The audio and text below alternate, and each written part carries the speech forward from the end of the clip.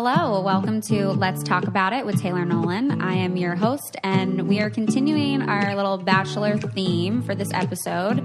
I am still here in LA at the WeWork Santa Monica location and absolutely loving their offices. And today I have in the lovely Seinne from Ari season. Hi, Taylor. Yeah, thank you so much for coming in. Thanks for having me. You were definitely another person from Ari season that I was like watching, and I was like, you know, I relate to her. I dig her vibes, and like I want to be friends with her. Oh, thank you. Yeah, you were very sweet the entire time, so I appreciate that. Yeah.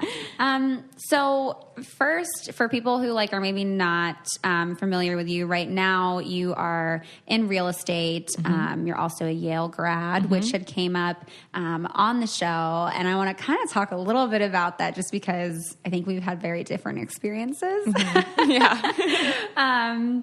But yeah, and then we're going to kind of get into a little bit of this landmark experience, and I'm really thankful and excited to like learn more about you and for you to, you know, open up and be vulnerable with us here. Yeah, I'm excited too. Yeah. So you went to Yale and got your degree in what? Was this for a bachelor's? Yes, I got my bachelor's in economics. Okay, yeah. Mm-hmm. I mean, that's super wonderful. And not even because... A, because Yale, but B, because economics is like the total opposite field of anything I am like smart in at all. So that's wonderful. Well, I was always kind of interested in business, and there was no business mm-hmm. degree at Yale. So economics was kind of the closest thing. Mm-hmm. Also, a little confession, econ was the only major at Yale where you didn't have to write a senior thesis. Ooh, yeah. So that definitely good luck. swayed my decision. But yeah, I always have been into math mm-hmm. and things, so that's kind of how I chose that major. Yeah. And when you had disclosed that on the show, that that was where you went to school and all of that, what was the kind of feedback that you got? From who? From Ari, from the producers? Who exactly? From America. Oh, from America. So... Yeah, I mean, I knew that it was going to be like part of my story, and it's not something mm-hmm. that I'm ashamed of at all. I'm, very proud of the fact that I got into Yale and graduated from Yale, but it's also a small part of who I am. So I didn't want it to be my entire narrative. Mm-hmm. I think, in some ways, and I don't know if we'll get into this, but I think that there's always kind of like one person of color who's kind of in the fan favorites, right? There's usually not more than one. Mm-hmm. There's usually one. So I kind of could see once I made it past like the second or third episode that I was probably going to be that person. Mm-hmm. And I just, because I think there was a lot of the show that, how do I say this? I think it's okay. I think that, I'm losing my train of thought here, but basically what I'm saying is because a lot of my personality wasn't portrayed on the show, I think my narrative was like Seinne is like the smart girl, black girl, Mm-hmm. Yeah. And so in a way, it's like I feel like I walked away from the experience unscathed. Yeah. But also in a lot of other ways, it's like that is such a small part of who mm-hmm. I am. Yeah. But I mean, in general, I was very happy with the reception that I got from, mm-hmm. America and the audience. There was, luckily I didn't have to deal with a lot of, negative feedback, but I also feel like in a way, I wish more of my personality could have been shown, because some of that negative feedback is okay. You know, you don't have to be always so shielded and so protected. So definitely. Yeah. See, I think, it's interesting because when I watched you and saw some of your experience, I think some of what your experience was more of what I would have thought mine would have been. And even from the beginning, before the show even aired, actually, they had put something out, and it was in some magazine, and it was basically how, like, I'm the intelligent one. And I was like, what? Like, this is weird. And at first it was people praising it. And then, the Hopkins thing, they definitely wanted to play up. And it was interesting because for me, I initially didn't want to go to Hopkins because my ex, we were together at the time, but he was in the program, and I would see how people reacted to him, and they're like, "Oh my God, you go to Hopkins? Oh my God, well, you're gonna like cure cancer for us," and all this stuff. And I was like, "Oh my God, like bring it down a notch." Yeah. And I was like, I don't want that, and I don't want to like get things just because I have the name and all of that. And so it was like this whole, process I went through to even like actually accept the acceptance. But then going on the show, I especially was like, I don't want to be like, oh, I went to Hopkins. Yeah. And they actually really kind of like brought me on my shell to be like, no, Taylor, like you should be really proud of this. Like this is a positive thing. And I was kind of like, oh, like, okay.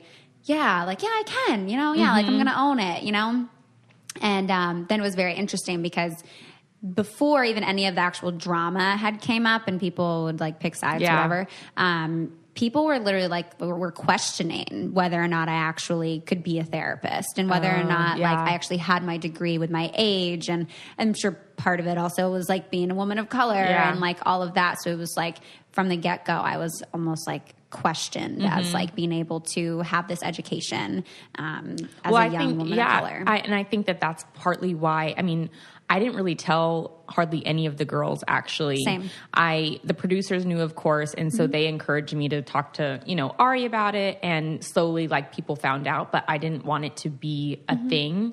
And I also think that it's sort of like when someone knows that you have that degree, that pedigree of, of achieving that, they kind of hold you to a different standard, which Absolutely. is... It's unfair because it's like if I say something that's a little bit, silly, airbrained, it's like, but wait, you went to Yale. How could you? And it's like, I'm human. Yes. And so in a way you it's like you want to be proud of it, but you also want to make sure that that's not your entire essence of who you are. And like, I'm sure you got this too, but a lot of people saying, oh, you're too good to be on the show. Why are you on the show? You went to Yale. Why would you do that? And it's like, I just think for me, you never understand everyone's entire story, their full story. And it's like, I know it's supposed to be a compliment, but in a way it's like, and I mentioned this, I like tweeted about it early on when I was hearing it so much. And then it kind of, I felt like after that, it kind of dwindled down, but I basically said, it sounds like it's a compliment, except by saying that, it makes it sound like there's something else wrong with me if I went to Yale and then I went on The Bachelor. So it's not really a compliment. Yep. So it's so weird for me to hear you say all of this because I feel like it's totally a reflection of all the things I have said. And I think for me, it almost was also like an extra step of being a therapist because the stigma around mental health just in and of itself. And even like saying something like that, like, oh, stigmatization. People frequently throw out things like, oh yeah, Hopkins. And I'm like, oh, yeah, I know. But totally having this understanding of like, you are a whole person. And just because you have some kind of a degree or some kind of knowledge in something does not mean that you are then actually like this perfect person. Exactly. And it's hard to humanize yourself being someone on reality TV. And there's all kinds of layers to it. But I think it's really important for young women, especially young women of color, to be able to feel confident in taking ownership of their successes and of their achievements. You also strike me as someone who's like very ambitious and who very much works hard for her achievements. Yeah. And I think it's interesting what you just said about, because you, especially being a woman of color, even though you have the achievements, you have to work even harder to kind of protect them. Like, for example, when the show was still airing, I had a conversation with Becca, who I'm really close, little Becca, who I'm really close with. And she wanted to, she's very open on social media, and she kind of expresses everything, and, and that works for her. And I had to explain to her, because she wanted to post something about me, I had to explain to her that, like, yes, I am, like a lot more free-spirited than it may come off on the show, but I don't have that same freedom that she does. So I can't, that privilege too. I can't show those same things on social media. I have to be a little bit more careful because, I might be criticized in a way that she isn't. So it's kind of that. And that's why I was so kind of, I think I got out of my shell as the show went on, but in the beginning I was very, very nervous to kind of, do anything outrageous. No, so. and I totally relate to that. Even just me like saying fuck. Mm-hmm. People are like, oh, well, you shouldn't be allowed to be a mental health counselor. It's like, excuse me. And then you find yourself kind of withholding parts of yourself and suppressing these different aspects of your personality for fear of this criticism and this hate and this negative feedback at such a ridiculous volume via social media. And I think that's something almost everyone from the show can relate to. And I'm curious for you now, like how you deal with that. Like, is that still a place where you're at where you feel like you can't share these, other authentic parts of yourself? No, I mean, I think I definitely show more of myself, but I'm always like second guessing, like, is that too much? Is someone going to say, this, like trying to keep it very like PC. Exactly. Mm-hmm. Like, even I posted, depending on like who I post photos with, like someone commented, like, you only post photos with white people, which is not true. Yeah, I get that too, actually. People are like, do you have like people of color as your friends in Seattle? And I'm like, I do. I do too. I actually have some of my very like best girlfriends but they don't ever want me to post photos with them. It's like, you know what I mean? Mm-hmm. They just don't want, I don't know. They don't like the photos. So it's like, it's you never know what's going on. And I think especially, recently I posted a photo with my boyfriend who is white. Mm-hmm. And so that's kind of like, I never want to alienate anyone. And then also it's just like kind of a complicated thing. But yeah, I mean, I think I'm trying to be a little bit less critical of myself and,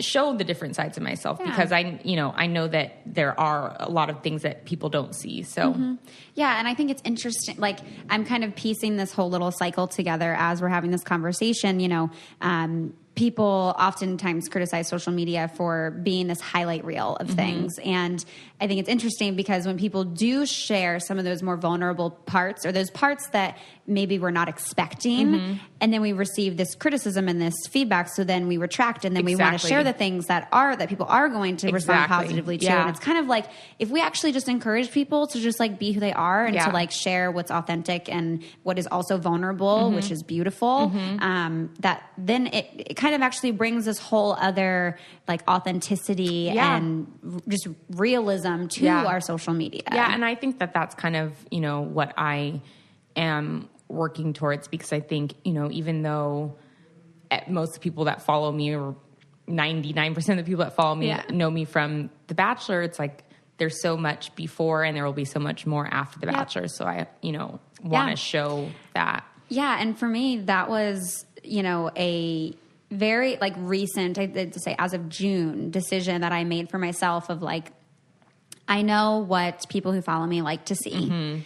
And I understand that. However, I want to just feel like myself again. Yeah. And I want to share the things that I really care about. And I hope that by doing that people who care about those things as well will continue to follow me or will find me, or that those of you who do follow and who are more interested in these other things will also learn and find interest in those things. And therefore, like by me being authentic, I'm more authentically connecting with other people. So I'm like, I'm going to post all my food stuff. I'm going to post my cat stuff. Like, I don't care. It's not all smileys and Bachelor world. No, it's not. No, it's not. And that's the thing. I think the sooner that you can kind of transition to showing that, the better, because this doesn't last forever. And I want to have, I think it's easy to, like, because it is such a crazy, unique experience. But like I said, there's so much that you experience before The Bachelor, and you have a whole life to live after. And,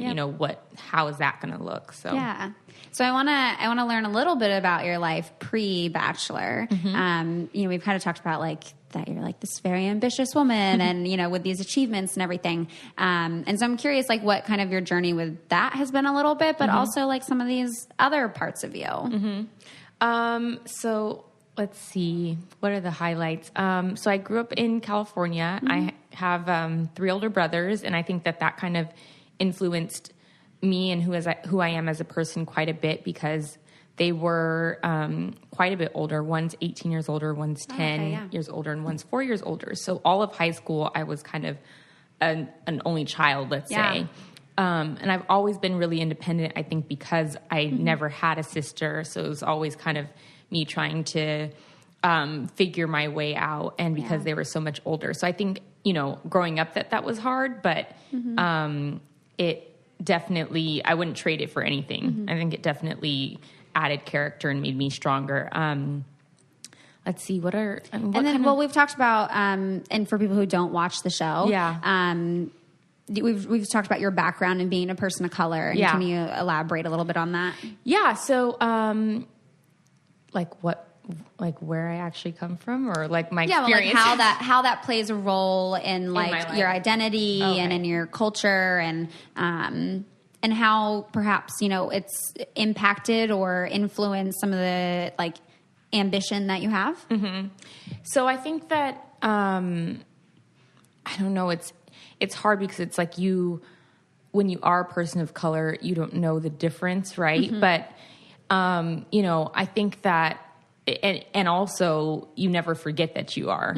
No one ever lets you forget that.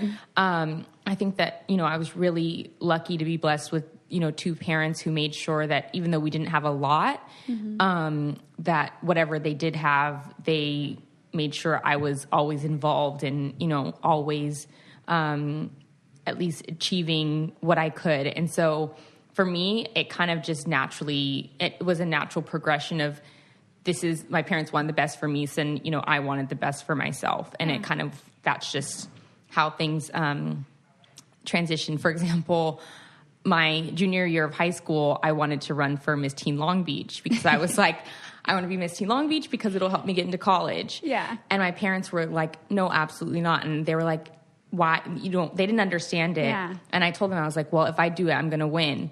And I won. And it was just I think at some point, them wanting me to do well just kind of transitioned to me wanting to do well for myself. And they didn't have to really push me anymore. It just kind of happened. And, I think that my parents, it's not, like I said, it's not something that I ever forgot. I never forgot that I was a woman of color. But we also grew up in a very mixed family. My mom's cousins are white, and my grandmother is Indian. And so it felt like I always felt comfortable transitioning from, one group of people to the next, except in high school when people kind of self-segregated. So that was weird for me because I was like, I don't want to be with only white people and I don't want to be with only black people. So it was it took a while for me to find my way in high school where I felt like I had, the people that I really just liked, not, regardless of, their skin color. So I think I found some similarities in that. I mean, I grew up with all white people, and being only with my mom, and my biological dad is black. And so I was just only with the white side of my family. And so had a very different experience. And, we did do a biracial episode, back in, I want to say February, with a close family friend of mine who was the only person of color really in my life growing up. Interesting. And he definitely made it a point to be he was my mom's ex-boyfriend's best friend. And he was even when they broke up, he was no, I'm going to stay in Taylor's life as a male role model of a black man. And so thankful that he did that because it definitely allowed me to develop that relationship. But, it's always been a weird experience of trying to figure out how do I, well, yeah, because going back to that, I think, now that you bring that point up, in elementary and pretty much all the way through high school, when I started kind of being in the GATE program, which is gifted and talented, the majority of my classmates were white. So obviously you're friends with who you're in class with. And it was tough because, you get from, black people that, you're not black enough. Yes. And then you're never white enough to be white. And so it's just, you kind of live in this universe of just trying to figure it out. Yes. It's a very weird place to be. Yeah. And one of the things that you said on the show that resonated with me so much and was something I that my inner voice was saying throughout not only Bachelor, but also Paradise and other parts of my life too, was that like, you know, you don't see girls that look like you with these stories, that like, this isn't something that happens to you. And even just getting on the show was that for me. It was like, well, are we sure? Like, this isn't like what I've ever, like, people don't pick me for this kind of stuff. Yeah. And it has always been that experience, especially in middle school, was like, I was in South Carolina. So that was when it was like the most present of like, black girls don't like me because I am not black enough, and white girls don't like me because I am somewhat black, which means I'm not white enough. And then this whole like weird, I mean, I don't know if you've experienced this, but like you almost become this kind of like novelty in dating, like that you're a mix of both. And so like sometimes what I've found is like white guys feel like this sense of, you know, novelty and excitement, and I'm so exotic. But it's like they don't really want to be with like a black girl, but like the fact that I'm kind of black like makes them feel like special, and like they have this thing. Well, I mean, I've experienced that, and I also experienced like prior to my current relationship where I've dated white guys in the past, dated black guys, but I found a lot of white guys were interested in me and wanted to date me, but not necessarily seriously. Yeah. You know, they wanted to kind of experience that. And I have dated some white guys seriously, so that's not, you know, it's kind of a generalization, but, and that could be the case with all races, but it does, sometimes feel like you are something that's like new and exciting and different. Yeah. It can work in your favor sometimes, and sometimes it feels kind of odd. It starts to feel a little uncomfortable, like commenting on like that. I love the color of your skin, and and it's like, oh, you feel objectified, and a little bit. And I had a thought, and now I lost it.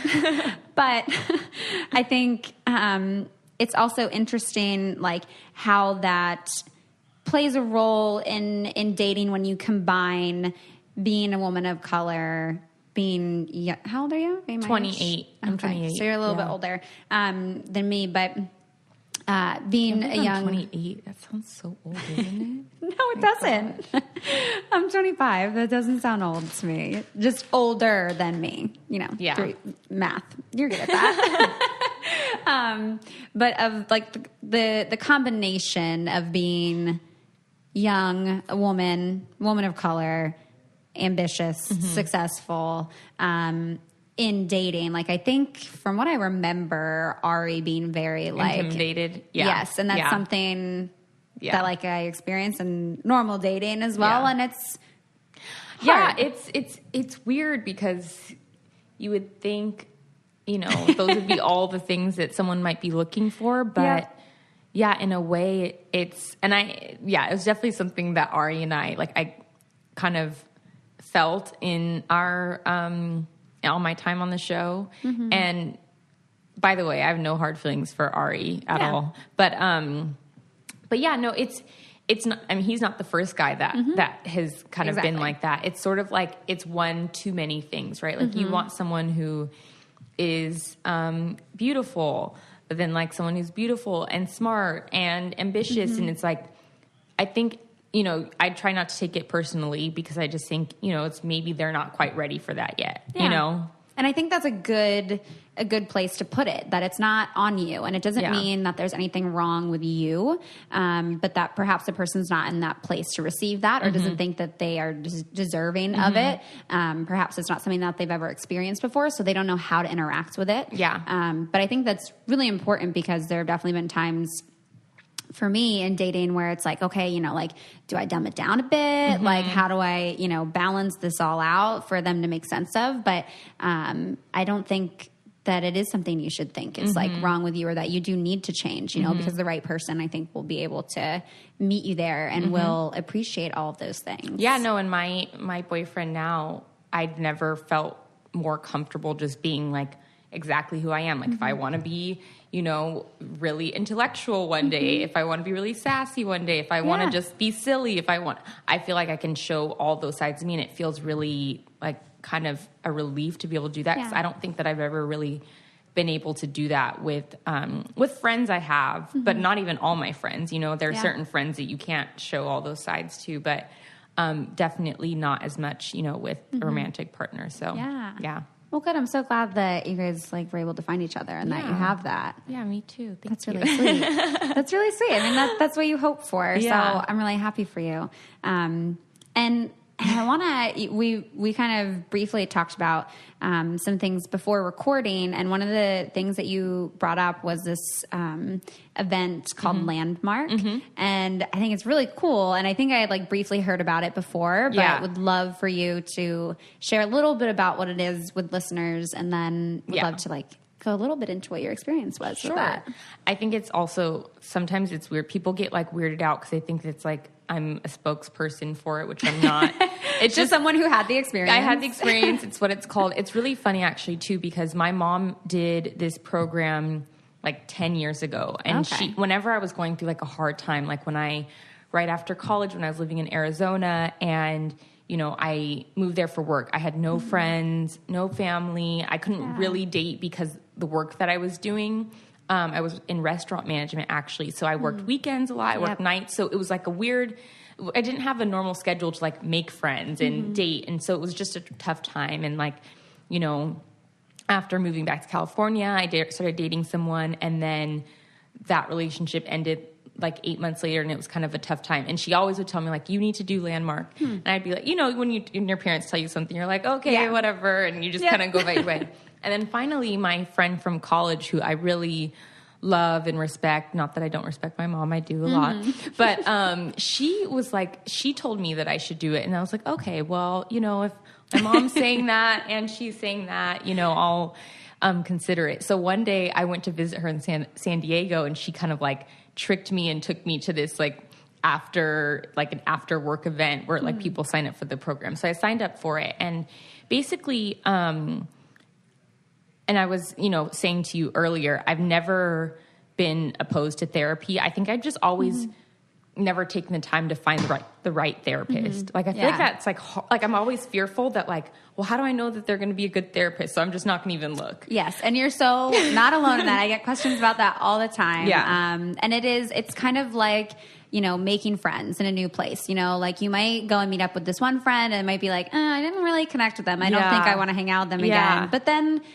you go out a different night and you meet a different friend. And it is, I always recommend the website psychologytoday.com for people because it makes it super easy to filter through with your insurance, with your location, issues that you want to discuss, your gender preference for a therapist, and all therapists are very familiar with the intake process and figuring out, oftentimes there isn't that pressure of you can go home and think about it and let me know if you want to schedule another session. And it's definitely a scary step to take, but, you hopefully will have a lot of support from friends and family and all of that once you do start the journey. And it's always something you can go back and revisit. Yeah, exactly. And I'm, at this point in my life, I'm not in therapy, but I could sign, and not that anything is particularly wrong, but I don't think something has to be wrong to go into therapy and to have someone to talk to. So, so anyway, my point is that I'm not opposed to self-help. I think that,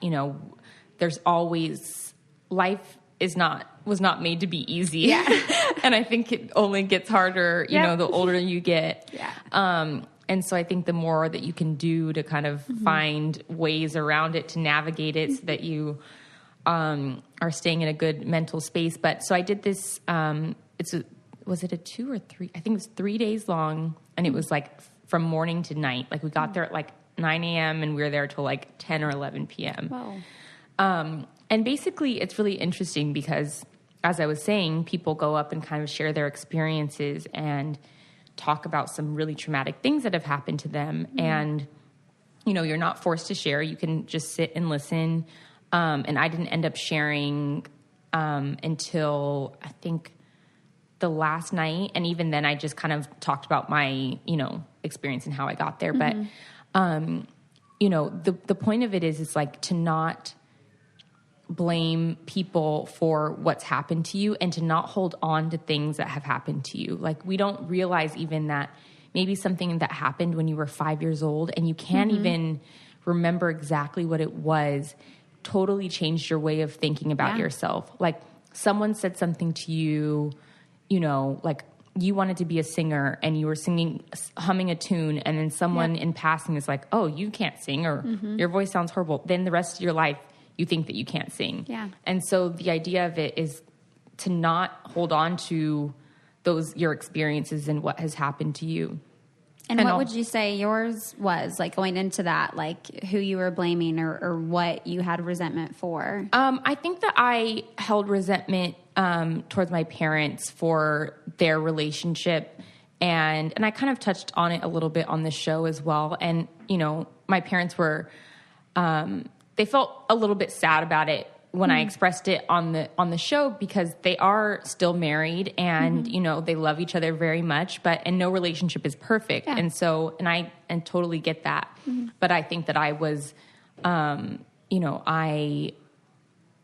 in my relationships was looking for something completely opposite of that, because I was afraid I didn't want to have a relationship that emulated that, you know. And can you touch a little bit on what that was for people who haven't watched the show, like what it was that you had shared? I'm trying to remember. I think it was just that, you know, my parents argued a lot and kind of had, and it wasn't, I think it's a standard thing that you deal with as a child, and normal relationships. And my parents just decided to stick it out, versus a lot of people would, you know, once they have disagreements, would have a divorce. And so I think for me, I needed to forgive that, whatever happened in their relationship, and not think that it was going to carry over to my life. And, you know, it was a perfect time for me because it was right after I finished the show. It hadn't started airing yet. Yeah. I wasn't really dating anyone. I hadn't really dated anyone seriously for a few months before the show. So there wasn't another relationship that I was like holding on to. So it was a perfect time to kind of clear myself from like any preconceived notions that I may have gotten from my parents, and know that they really did their best, and that, you know, their relationship doesn't dictate mine. Yeah. So you kind of felt like growing up then that the messages or the dynamic that you were seeing was that kind of like no matter how bad it is in the relationship, that you stick it through kind of thing? Not necessarily. I think it was more that, you know, love is really difficult, and that it's never going to, like, it's like, for me, I remember saying when I was 14 that I never wanted to love anyone. And I don't know if that ever aired on the show. I don't think it did. But, and it was because I thought that just because loving someone means that you're going to have difficulty. Like, loving isn't going to be easy ever. That the love that you saw was a very difficult love with like a lot of conflict and like, and it was, you know, nothing abusive or anything like that, but just the struggles, like struggling financially, you know, disagreements and things like that. And so I always, in my mind, I thought, okay, well, falling in love and, you know, being married is not going to be an easy ride. Yeah. So why is everyone wanting to do this? It doesn't seem like it's an easy thing to do. So I kind of needed to rid that thought frame, or that frame of thought rather. So for you going and doing this event where you're kind of like releasing yourself of resentment and of blame, part of that sounds like was not only directed at your parents, but also directed at this notion of what love was. Yeah, definitely. Yeah. Because I think that you see a lot, and I think I see a lot of people in relationships, friends, you know, strangers who seem to just be in them, just to be in them. And I never wanted that to be the case for me. So I wanted to have a clear, you know, and healthy thought about a potential relationship and love and everything, because I didn't want to just get in it because that's kind of what was supposed to happen. Yeah. And I think that it's interesting going on the show because a lot of the viewers just want to see a love story, but they don't necessarily know all of the things behind it. And so, and I think that speaks to something bigger. It speaks to people in general thinking that they need to find a love story to be happy. Like they need to have that in order to have their life be complete. And that's not true. You know, I'm very happy and grateful for my relationship, but also I know that if I wasn't in one, it would be okay, and that would be totally fine. And I was just in one, be just as happy. Now I'm not, and I'm happier than I was. So it's like, exactly. So I think it's just interesting because I think that I wish that there wasn't this notion that you are successful because you are in a relationship, especially as a woman. Yeah, there's that extra added pressure for sure as a woman that like.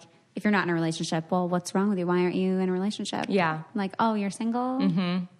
Yeah, and it's, you know, in some ways it's like, it is because let's say you do want to have a family, you do want to have kids, and there is a time frame around it. And obviously now, luckily, technology and, you know, you can kind of work around that in other ways, but still it definitely is still rings true that, you know, you're kind of judged based on if you're in a relationship and who you're in a relationship with and all of those things that kind of...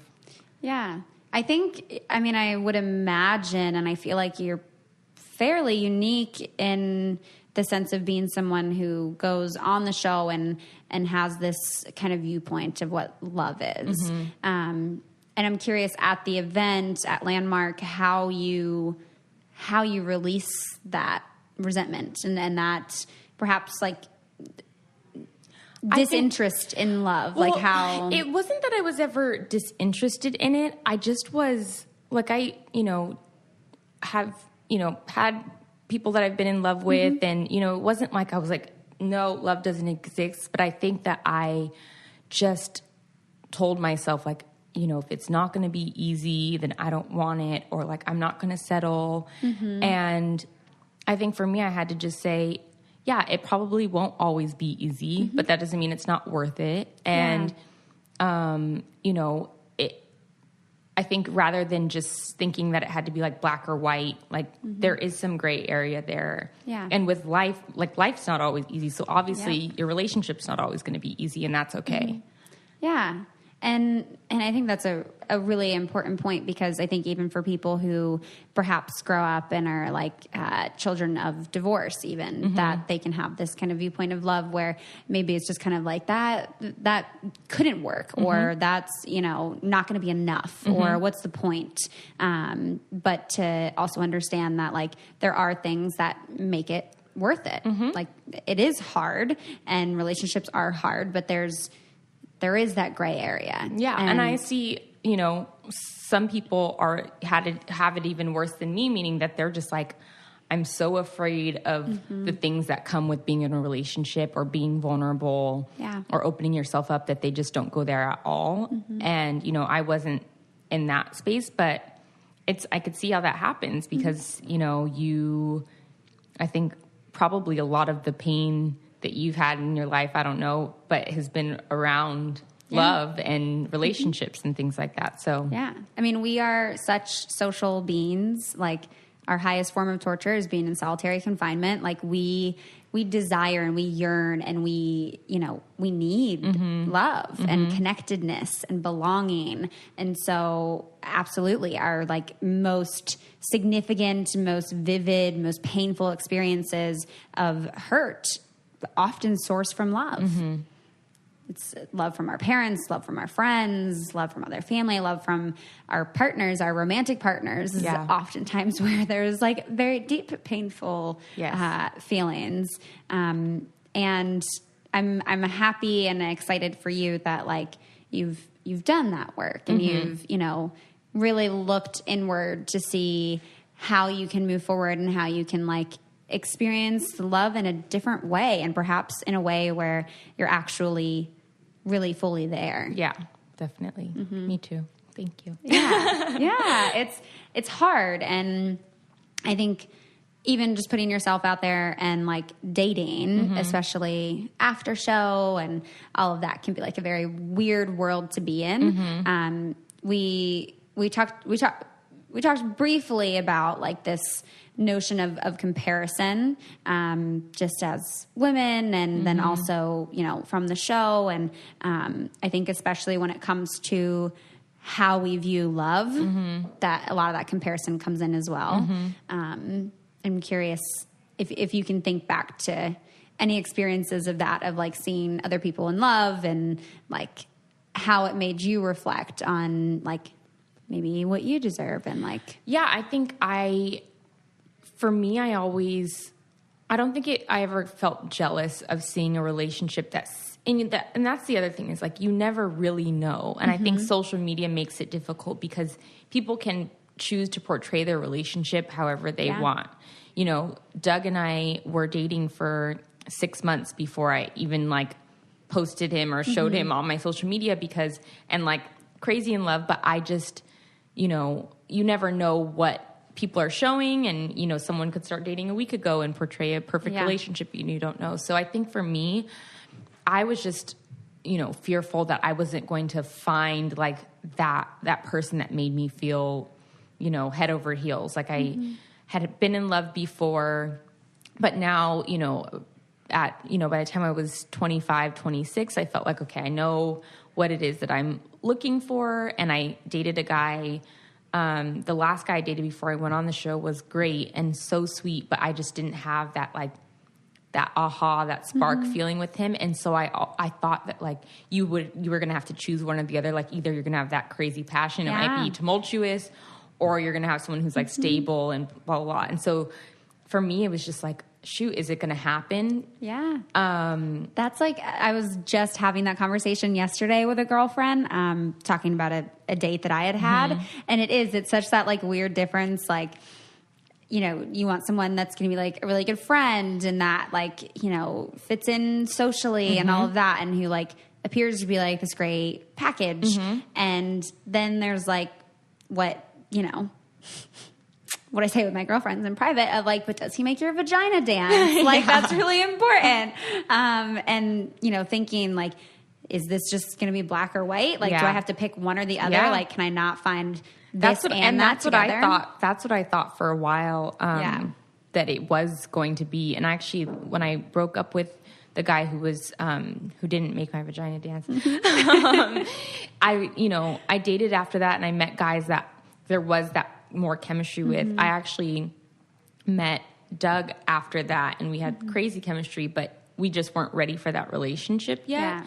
And so, you know, prior to going on the show, I always thought like, and I didn't like, it wasn't a permanent thought, but it was just like I wonder if you can have both. And I did see relationships that looked like they had both, but again, it's all appearances. You never know. But I did see relationships like that, and I thought to myself, you know, I want that. Like, I don't want to have to choose one or the other, and I don't want to settle. I'm not going to settle until I get both of those feelings. Yeah, yeah, and I'm curious how you, being in a relationship now. I mean, I can think back to this for me, but being in a relationship now, how that comparison, you know, sits emotionally with you. Like, I know being a Paradise couple, I was constantly compared to other Paradise couples. And from the get-go, I was like, don't do that. Yeah. I was like talking to other people, even just from the show, even when we were still on Paradise, of like, oh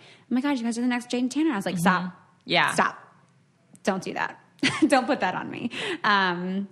So I know where, like, in my experience, I can like think about how that was really difficult, but I'm curious for you, like how, you know, the comparison, being in a relationship now impacts you and how you deal with it. Well, I think it's hard I can't compare it to like life before, because I think now being in a relationship after being on the show, first of all, you know, many people have been super supportive and are really happy for me. And then some people are like, no, why aren't you dating someone from the Bachelor franchise? No, why aren't you on Paradise? Yeah. And it's sort of like, okay. And that's the other thing, and why I kind of took my time revealing my relationship, because it is a really exciting thing for me. And I don't want to feel like, I don't want to have outside noise kind of impacting that. But, you know, it is interesting to see how different people think, kind of feel like they can speak about your relationship so openly, and you kind of just have to accept it because you put yourself in this situation. But I feel my friend said something really interesting, which is like, she's one of my best friends, and she was saying how, most of the time when you're in a positive relationship, you don't spend that much time talking about your partner with your friends because things are just going as they are. And like, that's kind of how I feel. Like, things are good, and it feels like, and I feel like I can still focus on myself in the relationship rather than my entire attention just being that relationship. Yeah. That you're able to like actually explore and express other parts of your identity besides the fact that you are a partner to this person. Exactly. Yeah. And that really is such a good point. I mean, I think, when I think back to like when my relationships haven't been the best and when they've been on their way out the door, that you do find that your conversations with your friends really revolve around that relationship. And it's like, okay, this is like the third call today about something that's happening. Yeah. So, how do I move forward and like try to either resolve things or figure out like what direction this is actually going? 'Cause when things are good, like you're just kind of going about your stuff. Yeah. Yeah. You're like, how are you doing? When are we getting together?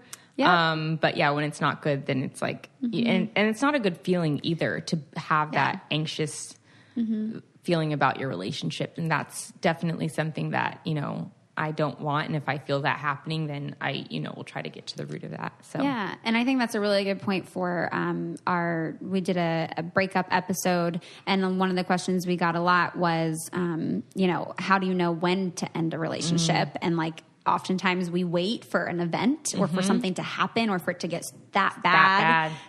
But I think that's a great warning sign to be aware of that, like, if you are finding that a lot of your conversations with your friends start becoming about like all these different conflicts and all of that, maybe take a look at that. Yeah. And I think, as a piece of advice for your friends, if you are the friend who's listening to the friend in relationship, I recently was, out with a group of girlfriends, and I met this girl for the very first time, but we just started talking about relationships, and she asked me about my boyfriend, and then, she started talking about her boyfriend, and you could just tell that there was a lot of strain in her voice about it, and she felt like she wanted to break up with him, but she didn't know how, and they'd been together for so long, and then there's the feelings of like, then I'm going to be alone. It's like so many things that wrap up in it, and I think as a friend, I shared my experience and how, it was difficult for me to end that relationship with a really nice guy because I'm like, he's a great guy. He has a great family. And now I'm never going to find anyone. Yep. But you'll know when it's the right moment. I think when you tell your friends that, like, you don't have to make a decision today. Yeah. You'll just know when the right moment is. Then I think that frees them up. And then shortly after, she messaged me and she's like, I ended the relationship. Because I think people think like, I should know, like right this second, I should know. Yeah. And when I said like, you'll know when the right moment is, like for me, when I did it, it didn't necessarily feel like the right moment. I just decided that I had to do it then. Yeah. And I think that, once people know that there's that freedom and that they don't need to have it made up right this second, then they feel a little bit, more open to ending it. Yeah, that there's like some freedom there. Yeah. Yeah. There's like, I feel like almost every episode of the pod could do around breakups and I know. relationships. Right? Because there are so many layers to it. And it impacts us emotionally like so much. Yep. It's a lot of energy. Yeah, it is. It's a lot. But I appreciate like your openness and willingness to share and be vulnerable with your story, not only with your relationship, but also just with like your history of your life. And it's like nice to learn a little bit more about you than I did before. Well, thank you. Yeah. It's been fun being here. Are we done? Yeah, I think it's like time What to time is it? wrap it up a little bit. We've been 48 minutes. Oh, wow. You put the timer there. Yeah. I'm like, how do you know? Little timer. But I mean, is there anything you want to like touch on that we didn't get to?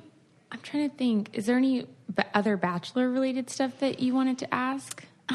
Or I'm sure that touched on there's it. Bachelor stuff that other listeners definitely want to hear, but I'm probably going to leave that for other podcasts that you go on that focus a little bit more on Bachelor stuff. But I think, I mean, I definitely appreciated like what they did air of you. You know, Yeah. I know that there's a whole lot more that not everyone gets to see. And I hope that, you know, you're able to a little bit more share Yeah. some of that Yeah, via social definitely. media Yeah. and just like obviously in your everyday life like you do. But I think what they did show was very like respectful and like allowed other people to connect to you. Like I know for me watching the show, it's not very frequent that like I see someone and I'm like, oh, okay, I relate. I get it. Like I connect to that, you know?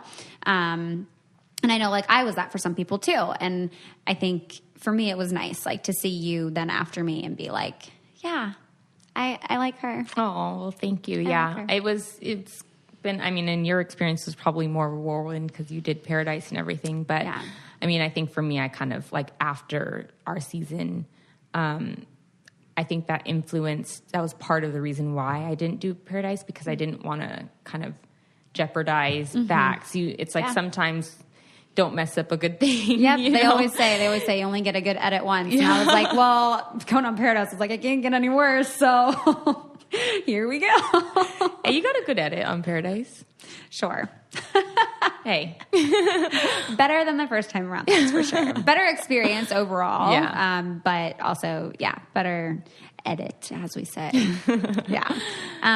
But thank you again for coming on. you. And if people want to like get in touch with you and ask any questions or just, you know, say thank you, where could people reach you? So I'd say the best to follow kind of what's going on Instagram, obviously, and my handle is my first and last name, SeinneFleming. And then if you have any questions, I have a website which I'm currently, it's under construction and I'm building. So you can always shoot over an email there and ask me a question, and I will do my best to get back to you. But sometimes, you know, I'd say half the time I reply to DMs and things like that. I try to get to as many as I can. So feel free to reach out. And if I don't reply the first time, I might the second time. So yeah, that's awesome. That's so sweet. Thank you again for coming on and for being vulnerable and sharing.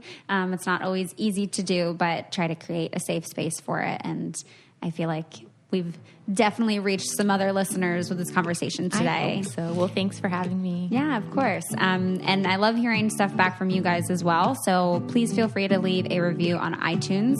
And if you have topic suggestions or follow-up questions, feel free to send an email to us at ask.letstalkaboutit@gmail.com. And I will be back next week to talk some more fun things with you guys. Thanks.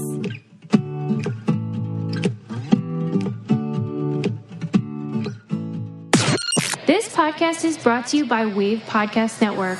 Check out all of our shows, including the Brain Candy Podcast, I Don't Get It, Babes and Babies, Coffee Convos, and Let's Talk About It.